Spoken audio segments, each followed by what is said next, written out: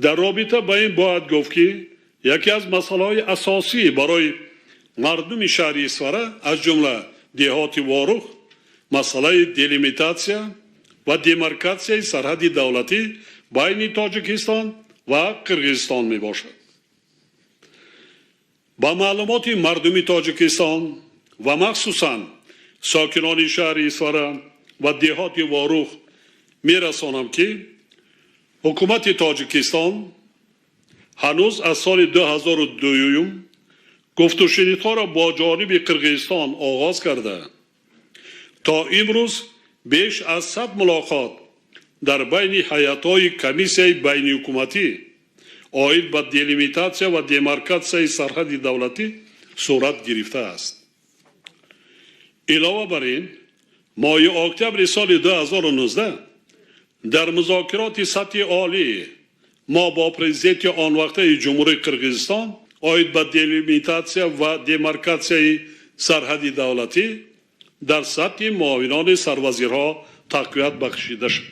فعالیت کمیسیا 509 موافقه کرده شده لایحه عهدنامه درباره سرحد دولتی برای امضا آماده شده بود. طبق موافقه با جانب قرقیزستان عهدنامه مذکور باید ماه می سال 2016 از طرف سران کشورها با امضا می رسید. با پیشنهاد جانب قرقیزستان ما این سند را در حکومت تاجیکستان بررسی نمودیم و رسمیات داخلی دولتی آن را به انجام رسانیدیم. اما با سبب‌های از جانب تاجیکستان وابسته نبوده امضای این عهدنامه دایر به قطعه موافقه شده سرحد تا هنوز صورت نگرفته است. حکومت جمهوری تاجیکستان با هر چیز زودتر انجام دادن رسمیات معین کردن خط سرحد دولتی بین تاجیکستان و قرقیزستان منفعت دار می باشد و در صورت به امضا رسیدن سند ذکر شده از نیز زیاد خط سرحد دولتی دلیمیتاسیا می گردد. یک نکته مهم دیگر را نیز تاکید می سازم که در تمام مدت گفت و شنیدها یعنی طی 19 سال مسئله ivaz کردن ворух با یگان حدود دیگر وجود نداشت و وجود داشته هم نمیتواند.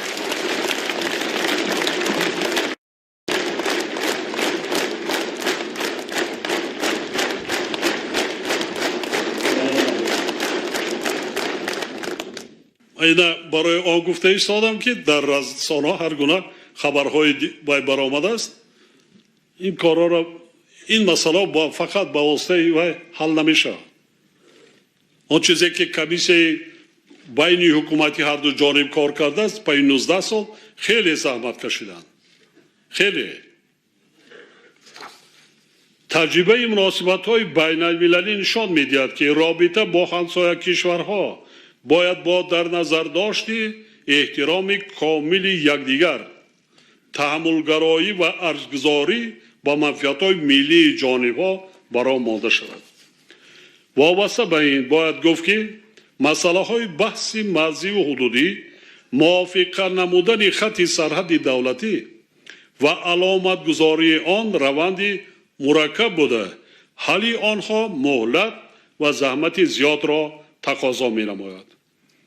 شما خب در یاد دارید که حل و فصل سرحد ما با جمهوری چین چقدر دوام کرد. بعد اتحاد شوروی ما قریب 10-20 سال دیگر 500 کیلومتر سرحد را با جمهوری مردم چین همسایه بزرگ خود حل و فصل نمودیم. طبیعی است که چنین بحث‌ها باید با در نظر داشتی منفعت‌های دو جانبه و در زمینه اساس‌های حقوقی تصدیق شده طرف‌ها حل و فصل شوند.